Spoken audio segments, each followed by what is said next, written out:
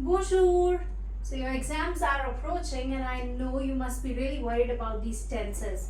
So today I've got this covered for you, and there are majorly 10 tenses that are coming in class 10 syllabus. First 9 tenses will be coming in the form of convenient tense, and the last tense will be a separate question. Okay, so we're going to see all these tenses in detail again. I've already made videos related to same. You can go back and even check out those videos, but if you've already done, so this will be something that will be a revision for you. So let's get started. 9 tenses I've written. We're going to start whenever there are tenses. 2 major things that you need to keep in mind for the tenses. The first, if there are so many tenses, where do we use which one? The usage of the tense. And the next, how do we write it? How do we conjugate it? So let's get started. First tense, présent. Présent is something that you might have been doing since class 5th grade or since 6th grade. So it's advisable from my side that you revise all the conjugations of the present tense verbs, as many as you can, because after the regular categories you will be coming across some verbs which are exceptions. So keep writing along with their meanings. That's going to help you. And where do you write present tense? It's written in a sentence. I'm talking about the usage right now. It's written in a sentence where we're not using any particular kind of word and a normal sentence is written. For example, I dash au cinéma. Okay, so je dash au cinéma. And in the bracket we have the verb aller. So you can see there's no extra word here. So je vais au cinéma. Okay, so but we can also include few words in présent. That's aujourd'hui. If aujourd'hui you see, it's always présent because that's today. Coming back to the second tense, which is, if you can see, I've written these tenses in series. Okay, présent, impératif, conditionnel.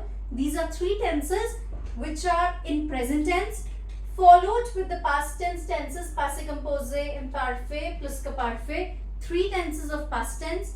Then futur, simple, proche, antérieur, and subjunctive I've written it separate because it is different from all the 9 tenses. That's I've written it separately. So let's move on to imperative. Now we know in which sentence we're going to write present tense. But what about this next tense, imperative, imperative? So the major thing that you need to remember for this tense is imperative will be written in a sentence where there is no subject pronoun. No subject pronoun in the sentence. Very, very important. So you will not see any subject pronoun. Exclamation mark can be there. Sometimes it's not even there, but it can be there. Exclamation mark. Now the question arises. Imperative is a subject, imperative is a tense, which is written with 3 subject pronouns. Tu, nous and vous. So which one to use in the sentence? Sometimes the key helping words will be given in the sentence. For example, they might have used adjective possessive. If they're using the adjective possessive, ton, ta, te, that means it's which line? Tu, très bien. If they're using votre, vo, then it's which line? Vous. They're using the specific words like s'il vous plaît. S'il vous plaît, so vous is there, we're going to use the vous one. S'il te plaît, te is there, so we're going to use the tu one. So keep in mind with which subject pronoun you are writing this imperative. Tu, nous or vous. Sometimes in the sentence, you know, it's there is no keyword given. But according to the sentence, we are able to identify whether it is for singular person or whether it's for plural person. For example, dash to the school. Go to the school, the mother said to the children. Okay, the mother said to the children. So now you can see the mother is not speaking to one child, she's speaking to more than one child. So it will be with which subject pronoun? Vous. So keep in mind all these things by writing imperative, because if you know how to do it and you are just simply not doing it with the correct subject pronoun, it would just count in the part of silly mistakes. Okay. Then we move on to the next one, conditionnel. A very, very important question. Conditionnel is a kind of present tense. So when present tense was already there, what was the need of conditionnel? What is the difference? Present, a simple normal sentence. Conditionnel whenever there is a state of politeness. Politeness means when you're going and buying something from the market, generally you do not say, I want an eraser. I would like to buy an eraser. So this is how we say, okay? Could you please close the window? Okay, so instead of présent, we use conditionnel. Wherever there is a polite sentence. So again, the difference will be present and conditional. What will be the difference? In present tense, subject pronoun will be there. Conditional subject pronoun will be there. But somehow in the sentence, you will come to know whether we are requesting something or whether it is a normal sentence. Okay, requesting, could you please help me find the way? Okay, so we're requesting, can you tell me the direction? Can you tell me the way to this particular place? So conditional, because you're trying to ask somebody, a stranger. Present tense, simple sentence. Aujourd'hui, il dash pleuvoir. Aujourd'hui, il pleut. So I hope the difference is clear. Let's move on to passé composé. Passé composé, simple past tense, finished action. Yesterday, I went to the market. Hier, je suis allé au marché. Finished. Okay. We also have some other words. Dernier. L'année dernière. Depending, dernier can be masculine or feminine. Okay. Depending upon the word with which it is written. If it is written with weekend, dernier. Année dernière, feminine. So I've written the masculine version right now. So finished action. Last week I went to Paris. Finished. The action is finished. Imparfait. When passé composé was already there, what was the need of imparfait? Passé composé, finished actions. But if, for example, I don't want to use an action which is not finished, which is like continuous in the past, so that will be written with imparfait. That is an imparfait tense. Okay. Par exemple, imparfait generally takes, ing forms. Ing forms means I was sleeping. Okay, it's a continuous tense. I was sleeping when the doorbell rang. So I'm still sleeping. I was sleeping when the doorbell rang. Doorbell rang, passé composé. I was sleeping, imparfait. So that's one condition of imparfait. Imparfait has several usages. Not only one, it has different usages. So first one is when it's a continuous tense. The next one, weather. Whenever I want to talk about weather in past, it's always imparfait, 100%. Yesterday, it was beautiful. Il faisait beau. It's never ever passé composé. Okay, so that's the next usage. The next usage is description. Whenever you want to describe something in the past. Yesterday I went to the restaurant, the ambience was good. The sky was clear yesterday. Was. In descriptions, generally, the translation will be was. So whenever you want to describe something and everything is going in past. So ing form, past continuous, weather, whenever you want to talk about weather, descriptions, this will all take imparfait. Okay, whenever you narrate stories, once upon a time it was raining. So we're describing something, majorly we're describing something. So these are the three usages along with one last usage. When we are talking about any of the activity that we were repeating in past, any past activity. Okay, for example, when something that you were doing daily in past. When I was 5 years old, I used to do cycling. So I was 5 years old, used to do. Used to do means it was something that was happening daily when you were 5 years old. So any past activity also will be going with imparfait. So imparfait has 4 usages. It's very important that you get this video right so that you understand the next part, that will be the conjugations part. Because if this portion is not clear, for understanding the convenient tense question, both the things should be clear. Usage and how do you conjugate it. You know the conjugation of the tenses, but you don't know where to use which one. It will not make any sense and the answer will not be right. So both the things should be clear. Let's move on to next one, plus ka parfait. Passé composé, finished action, done. Imparfait, we have different usages. Now what was the need of plus ka parfait? Why plus ka parfait came?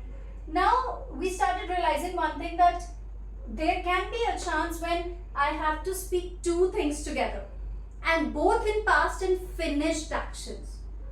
finished actions. Okay, for example, I'll give you two. What is the usage here? Two finished actions in past. Two finished actions in past. Majorly this is the usage. Okay, if I give you one example, quand j'avais fini mon devoir, j'ai, so I'm just trying to discuss it with the help of an example so that you understand better. J'ai joué avec mes amis. So can you see this? I've used two tenses here. Can you see? Quand j'avais fini. When I had finished my homework, I played with my friends. When did you play? When you finished your homework. So two things are there, two actions, both are finished. That is why we're using plus ka perfect. Because whenever we want to talk about two tenses, two actions, we can't use passive composer for both of them. We need to have another tense which is plus ka perfect. And for identifying this tense, it is very important that you remember those four words that we will be discussing here also. So anterior and plus ka perfect words will be same. Which are those four words? For the 6th and the 9th tense. Okay? For the 6th and the 9th tense, the words that we have is quand, lorsque, dès que, and aussitôt que. So it's important if you remember these four tenses. You can see in my example I've used quand. Okay, but how do I know that in this sentence I have to write plus ka perfect? Because passive composer is given. So one action in past will be given, I have to use plus ka perfect. One action in future simple is given, I have to use anterior. They both have the same usage. Okay, we'll come to this also. So I hope till here it's all clear. So we've completed 6 tenses till now: présent, impératif, conditionnel, passé composé, l'imparfait, plus que parfait. Let's continue. Future simple. This will be a little longer video, but what is my purpose? I'm trying to include all the tenses so that you get everything in one place. Future simple. Future simple is a normal future tense. Okay, tomorrow I will be going to watch a movie. I'll watch a movie. Okay, so which are the keywords that you need? For future simple, it can be demain, it can be prochain. Prochain is next. Okay, l'année prochaine, next year, I'll be going to France. Okay, tomorrow. So normal future tense. And how do you make this future simple? We will discuss that in my next video. Okay, right now I'm not discussing the conjugations, I'm discussing only the usages so that you get this part right. Let's move on to future proche. Proche, near future. What's going to happen after 5 minutes? So the major keyword is dans, can be après also. I'm going to eat in 5 minutes. So whatever is happening within few minutes and time period is given, we use future proche. That's the difference. Moving on to anterior. Works exactly like this. Okay, it works exactly like this. Two actions in past. Now this is two actions in future. This is two actions in future. Okay, so if I translate this sentence only, quand j'avais fini, what will I do here? What will happen here? Here it will be, if I just try, if I take the same sentence, quand j'aurai, I'll just take it so that you understand. J'aurai fini mon devoir, je jouerai avec mes amis. So can you see? Again, two tenses are there. I've taken the same example so that you understand really well this time. Okay, plus que parfait, future antérieur. Finished actions in past, two actions in future. Both have same usages. When I had finished my homework, I played with my friends. When I will finish my homework, I will be playing with my friends. So when will you play? When you will finish your work. Both the things, both the actions needs to be completed in which tense? Future. Okay. Moving on to my last tense. I hope till here it's clear. Moving on to my last tense, subjunctive. Subjunctive, again, it's a kind of present tense, but we use when we give suggestions. Okay, suggestions as in Présent, one subject pronoun, right? Subjunctive, two different subject pronouns. We'll do this in detail, don't worry, okay? We're going to do all the tenses in detail. Two different subject pronouns. When you're giving advice to somebody, two different subject pronouns, and the word que is mandatory in subjunctive. Que will be there. Whenever we are writing the sentence for subjunctive tense, que will be there. It is mandatory. Okay. Two different subject pronouns. Why two different subject pronouns? Because we give suggestions through this tense. When you will be writing the letter for environment, when you will be writing the letter for staying healthy, you will need this tense.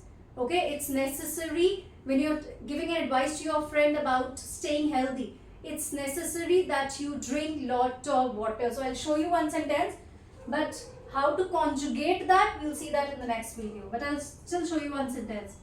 Il faut, so that you understand how the sentence is framed. Il faut que tu boives beaucoup